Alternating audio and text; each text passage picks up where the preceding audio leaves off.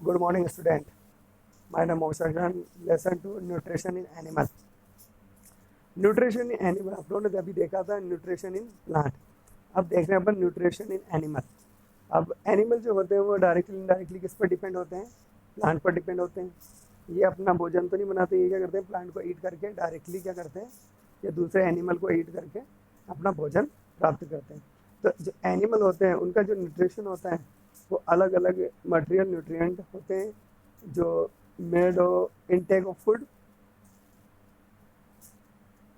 Situation in body. वो क्या करते हैं? अपनी रिक्वायरमेंट, फूड की रिक्वायरमेंट के लिए तो प्लांट से पार्ट खा लेते हैं या फिर किसी छोटे एनिमल को ईट कर लेते हैं और डायरेक्टली इनडायरेक्टली वो अपना न्यूट्रिशन गेन करते हैं.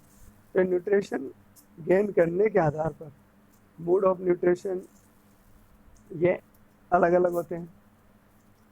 अब आपको याद है कि एनिमल के न्यूट्रिशन के आधार पर एनिमल अगर सिर्फ प्लांट पार्ट खाते हैं, है ना, तो वो क्या कहलाते हैं? आपके जो ईट ओनली प्लांट्स वो कहलाते हैं आपके हर्बीवोरस. जो एनिमल को खाते हैं वो कार्निवोरस, और जो दोनों खाते हैं वो जाता है आपके ओमनीवोरस. यानी वो एनिमल जो animal plant and eat plant part क्या कहलाते हैं? Herbivorous. Animal eat other animal carnivorous. वो animal plant part and eat flesh meat is called omnivorous. यानी हर्बीवोरस जिसे हम बोलते हैं शाकाहारी. अब शाकाहारी जान गए आप, ऐसे जो प्लांट के पार्ट खाते हैं. कार्निवोरस इन्हें बोलते हैं मांसाहारी. ऐसे प्लांट जो फ्लैश खाते हैं, दूसरे एनिमल को खाते हैं, दूसरे एनिमल का मांस खाते हैं. तीसरे ओमनीवोरस जो दोनों ही खाते हैं वो क्या कहलाते हैं? ओमनीवोरस कहलाते हैं. ये इनके आधारों पर हो गए. अब आता है इनमें सबसे पहले आता है कि जो ये खाना खाते हैं इस खाने को क्या बोलते हैं? डाइजेशन. फूड खाया, फूड को खा तो लिया, लेकिन फूड का क्या होगा? डाइजेशन होना जरूरी है, हजम होना जरूरी है. तो सभी एनिमल के अंदर क्या होता है? जो फूड कंपोनेंट होते हैं वो किसके रूप में होते हैं? कार्बोहाइड्रेट कॉम्प्लेक्स होता है जो धीरे धीरे सिंपल सब्सटेंस में टूटकर क्या होता है? ग्लूकोज बनाता है. तो सब डाइजेशन क्या है देखिए आप. They are broken down.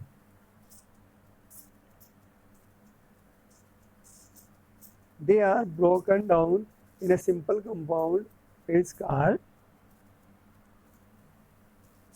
into a simple substance is called food digestion.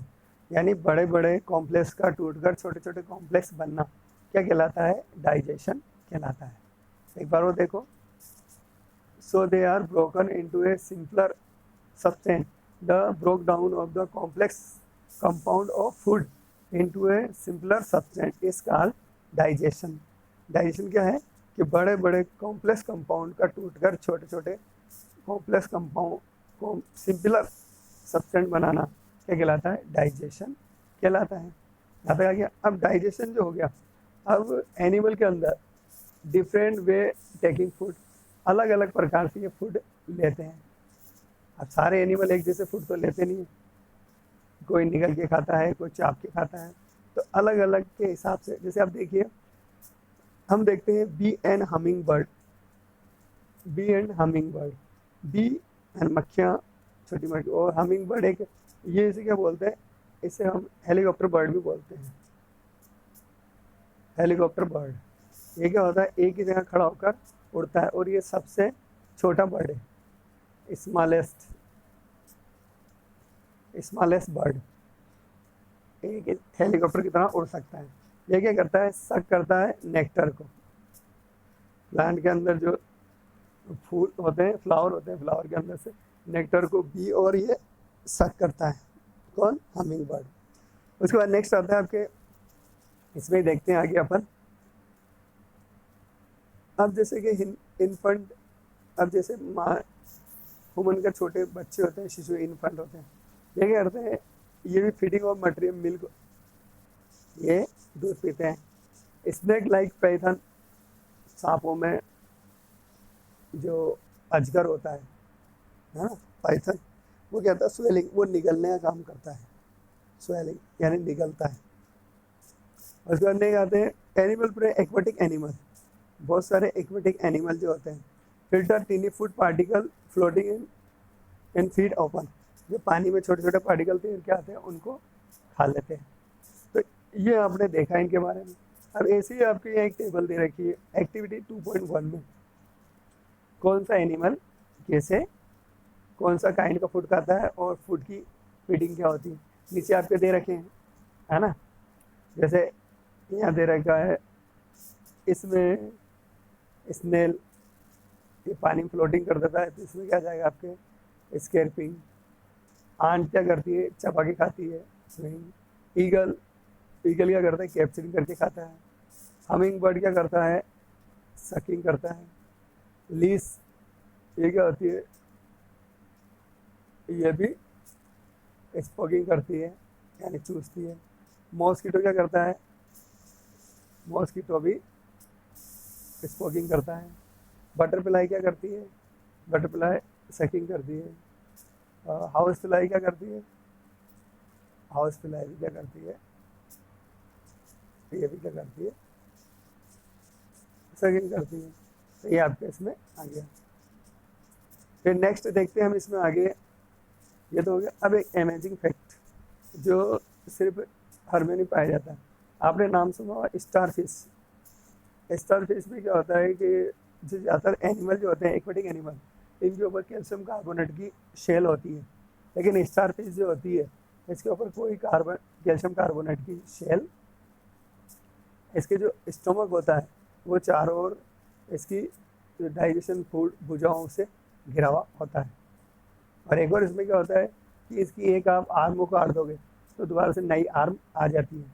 ये कहलाता है आपकी क्या, इसके अंदर रीजनरेशन पावर, पुनरुद्धावन की क्षमता।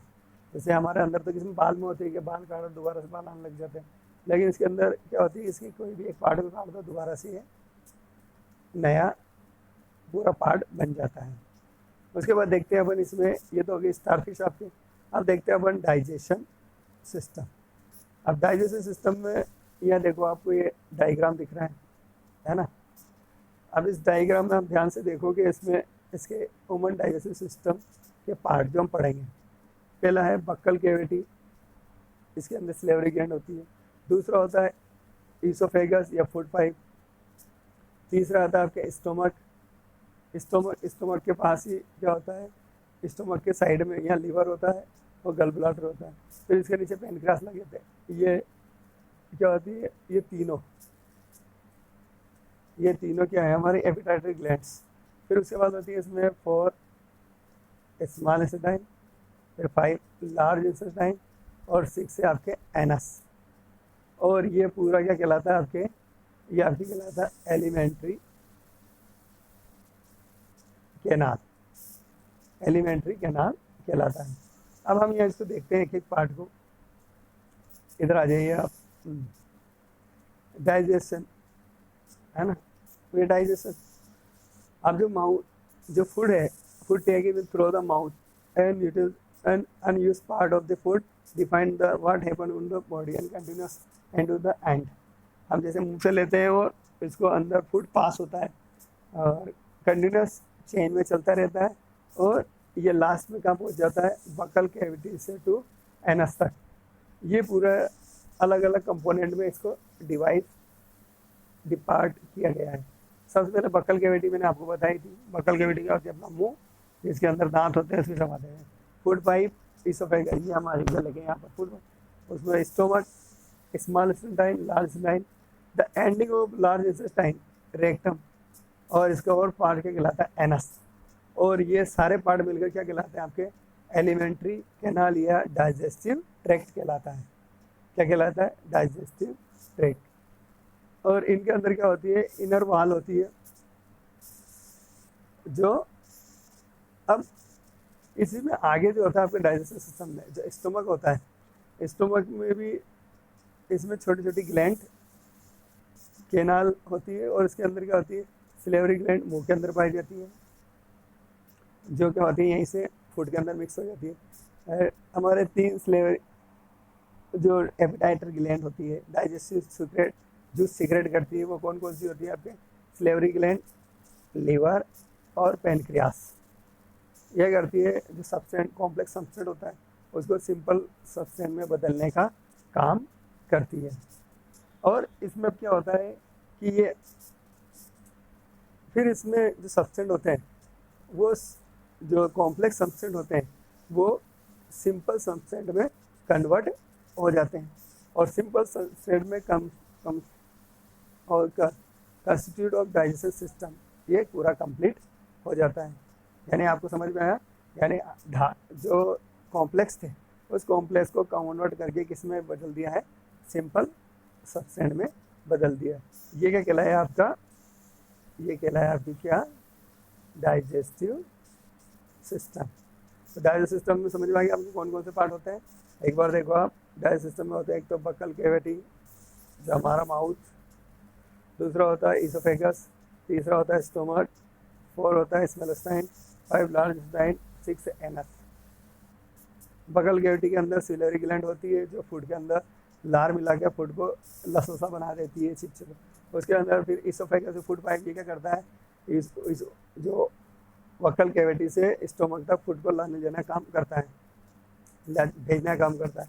तीसरा होता है स्टोमक। स्टोमक ही हमारा क्या मेन पार्ट है, इसके अंदर क्या होती है, स्टोमक के अंदर खाना जाता है, वहाँ जो सलाइवा मिक्स होती है।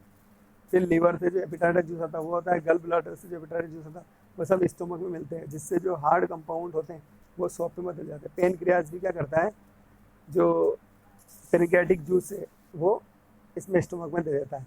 फिर स्टोमक में जो फूड क्या होता है, छोटा टुकड़े तो हम दांतों से ये कर देते हैं मुंह में, फिर इसमें एक केमिकल मिल जाते हैं तो ये क्या होता है कि और डाइजेस्ट हो जाता है। डाइजेस्ट होने के बाद ये स्मॉल इंटेस्टाइन में जाता है, तो स्मॉल इंटेस्टाइन से इसमें क्या कर लिया जाता है कि जो सिंपल कंपाउंड है उनको एब्जॉर्ब कर लिया जाता है। एब्जॉर्ब करने के बाद फिर पानी भी एब्जॉर्ब कर लिया, जो अनडाइजेस्ट कंपाउंड होते हैं उसे लार्ज इंटेस्टाइन के अंदर भेज दिया जाता है। फिर लार्ज इंटेस्टाइन के अंदर से क्या होता है, उन्हें और वाटर एब्जॉर्ब कर लिया जाता है और जो main amino acid, vitamin, protein, fats जो भी होते हैं उन सबको एब्जॉर्ब कर लिया जाता है। फिर एब्जॉर्ब करने के बाद जो लास्ट में क्या होता है कि इनके जो बिल्कुल